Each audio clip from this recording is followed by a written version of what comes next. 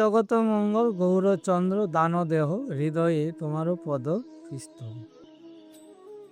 ভক্ত গোষ্ঠী সহিতে গৌরচন্দ্র জয় জয় শুনিলে চৈতন্যগত ভক্তি লভ্য হয়। ঠাকুরের প্রেম ভক্তি সর্ব ভক্তগণ পরমাস্থিত হইল সবা কারো মন পরম সন্তোষে সবে অদ্বৈত স্থানে সবে কহিলেন যত হইল দর্শন। ভক্তিযোগ প্রভাবে অদ্বৈত মহাবল অবতরিয়াছে প্রভু জানেন সব। আজকে অদ্বৈত প্রভুর গৃহে আমার গৌর সুন্দর সমস্ত ভক্তকে কৃপা দান করতে।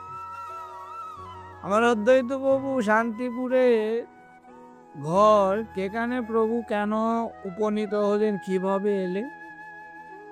নবদ্বীপ থেকে আমার প্রভু সমস্ত ভক্তগণকে না জানিয়ে ফাঁকি দিয়ে রাতের অন্ধকারে বৃন্দাবনে রওনা হয়েছে।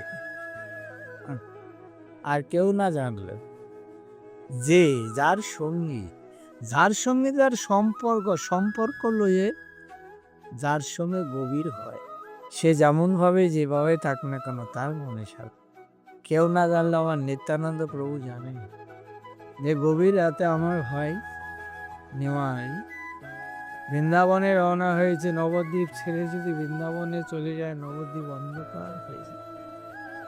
আজকে আমার এই নবদ্বীপ থেকে নতুন দ্বীপ থেকে যদি গৌর সুন্দর চলে যায়, আমি অন্ধকার হয়ে যাবো, আর কোনোদিন আলোর দিশারি খুঁজে পাবো। এটা আমি বুঝছি যে এই নতুন দ্বীপকে নতুনই রাখতে হলে প্রভুকে আঁকড়ে রাখতে হবে, প্রভুকে ভালোবাসতে হবে।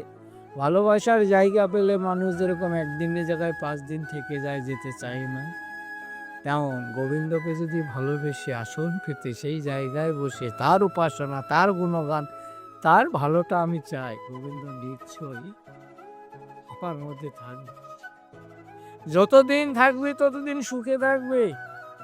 আজকে নবদ্বীপ ছেড়ে বৃন্দাবনে বাবু কথা মনে পড়ে বৃন্দাবনে রওনা হয়েছে। কেন?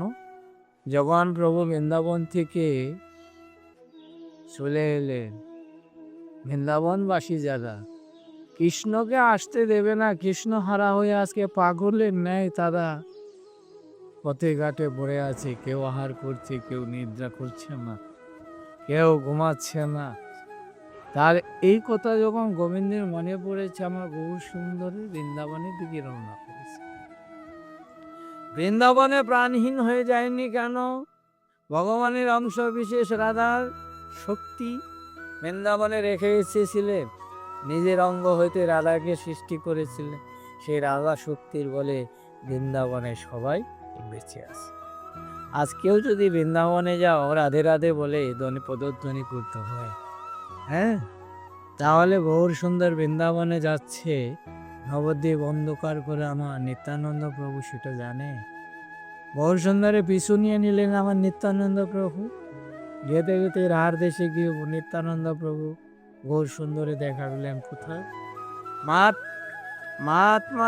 মাছের মাঝে শিশু বালকের সঙ্গে দুহাত তুলে নৃত্য করছে, পিছন থেকে ডাকছি।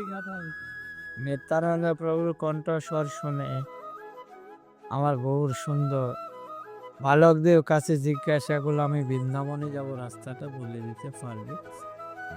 নিত্যানন্দ প্রভু তো আগে বালককে বলে দিয়েছে, ক্ষমা চাই, যত অপরাধ হবে মিথ্যা কথা বলে আমি গ্রহণ করব।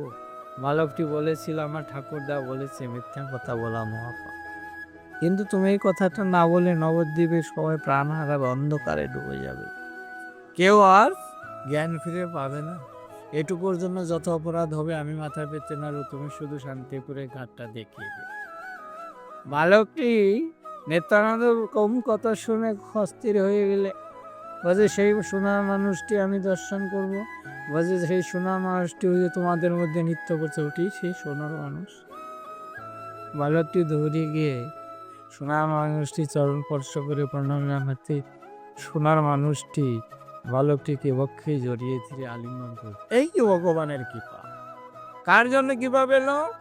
আমার নিত্যানন্দ প্রভু জন্যে। নিতাই ভোজ, নিতাই ভোজ, নিতাই ভোজলে গৌর পাবে, গৌর পেলে বোঝে যাবে, নিতাইকে আগে ধরো। নিতাই বালককে কৃপা করলো বলে নিত্যানন্দ প্রভুর কৃপায় আমার বহু সুন্দরতাকে কৃপা দান করো। ভাবাবেশ যখন কেটে গিয়ে নামে, বেবুর কেটে গিয়ে যখন বালককে জিজ্ঞাসা করছে আমি বৃন্দাবনে যাব, রাস্তাটা বলে দিতে পারবি? দেখিয়ে দিলেন রানীকে এই দিকে শান্তিপুরে, এটাই বৃন্দাবনের। প্রভু আমার দুয়ার তুলে নৃত্য করতে করতে চলছে, পিছনে নিত্যানন্দ প্রভু ডাকছে, নিমাই। কণ্ঠস্বর চিনতে পারলে কে?